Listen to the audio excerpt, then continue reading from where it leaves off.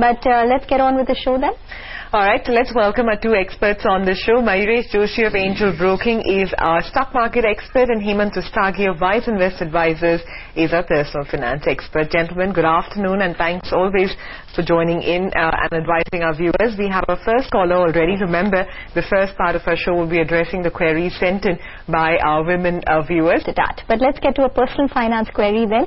We have Amita Das, who writes to us from Goa. She has a term plan of 11 lakh rupees and a health cover of 10 lakh rupees. Her income is 15,000 rupees per month. She also has assets worth 1,50,000 rupees. She wants to know if she has invested in the right funds, and also wants a corpus of 5 lakh rupees in cash by the time she's 40 years old.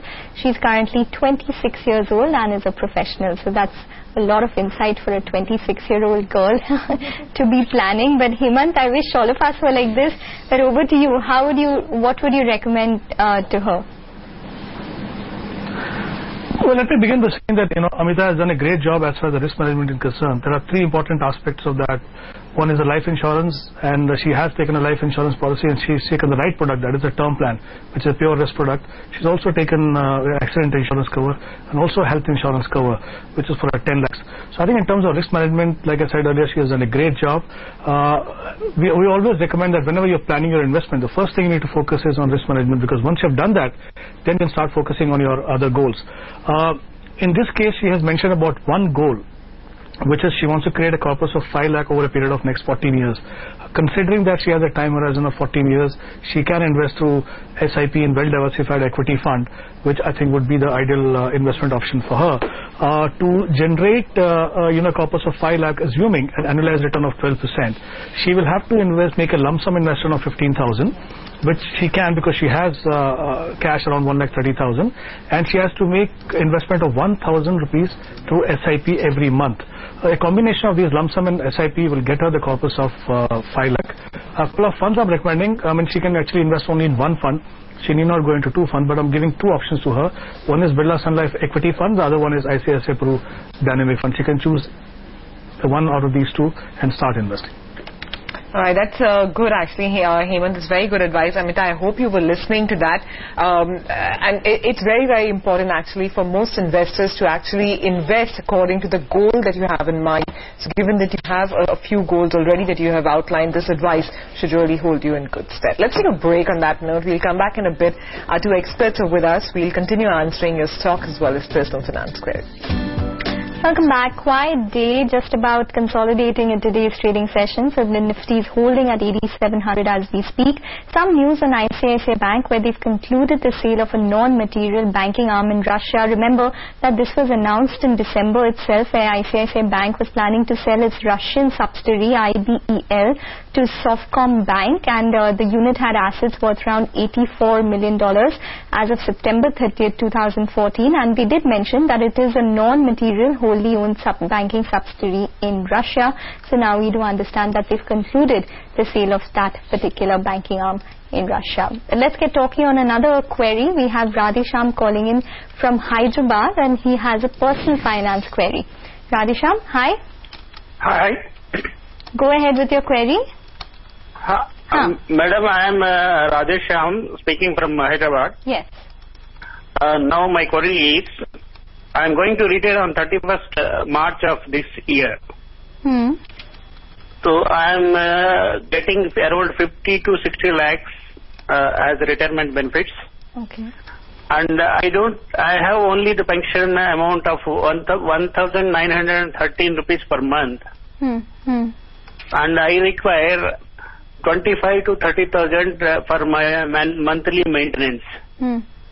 So what is the possibilities of getting a good amount apart from FD? Because FD I am getting only 9.3% as a senior citizen. Okay. I'm going to just toss it over to Hemant. Hemant, do you want to take this conversation forward and ask him a couple of questions which would be important or pertinent to you? Yeah, Radhesham, I just want to ask you one thing. You said you want to invest only in FDs. Why do you want to consider any other investment option? No, I don't want to invest in FDs. Hello? What's the best option, Hemant? You're looking for options now, right? Yeah. Yeah, okay. Let me begin by saying, it's always a challenging task, for retirees to generate a regular income, that too in a tax-efficient manner. Because, on one hand, you have traditional options like we just mentioned about fixed deposit, you also have senior citizen scheme, and you have monthly income scheme of post office. Now, these options definitely provide, fixed return, but the problem is the returns are low and also the returns are not tax-efficient. On the other side, market-linked products like mutual funds, which do offer you higher return, but the problem is the attendant risk also. So the dilemma for retirees is what kind of combination you should have. In your case, if you have a corpus of 50 lakh, and currently if your monthly expenses are going to be 30,000, you just need to generate a return of 7-8%, which you can get from traditional options. But the problem is, 5 years down the line, or maybe, even longer period if you really consider, with the inflation of 8%, you will really struggle to, generate enough to meet your expenses. Now, for example, after 5 years, your expenses will go up to 45,000. In that case, you will require a return of 10 to 11%. So my recommendation to you is, you should look at a combination of traditional as well as, market-linked product. So I'll give you a model portfolio. You can consider that and see whether it suits your requirement. What I'm recommending to you is that you can invest jointly with your wife in post office monthly income scheme. The maximum that you can invest is around 9 lakh there. Then you can invest in a bank fixed deposit around 8 lakhs because this will give you a regular return and also give you some kind of flexibility. You can invest 15 lakh in senior citizen scheme. That's the maximum you can invest in your name. Two market-linked product you can look at is Kotak Equity Saving Fund, around 10 lakhs, and ICICI Balance Advantage Fund, 8 lakhs. This is a combination of arbitrage and equity and debt. As a combination, I think you will get a return of around 11% and more. Also, it will give you a chance to get capital appreciation. So I think if you look at this combination going forward, like I said, you'll have enough to take care of your expenses and inflation, and also you can generate some capital appreciation. All right, Radheshamji, I hope that answers your question. But there are two stocks that are flashing for you at the bottom of your screen. HMT and ITI both have seen a near vertical climb in just the last few minutes odd. So in, I think, the last 3, 4, 5 minutes, these stocks have added nearly about 7%. And as we speak, they're at session high. So up about 13%, in fact, on HMT. But another stock that's climbing up. Welcome back. Well, absolutely quiet for the markets. A tad bit of an outperformance which is eking out for the mid-caps at this point in time. So up around 0.3%. And the advanced decline ratio, lackluster but a little on the declining side. So it currently stands out close to 1:1. But let's get in another caller then. We have Sarfaraz Hussain who calls in from Odisha and he has a personal finance query. Sarfaraz, go ahead. Hello madam. Good afternoon. Afternoon. Bataiye.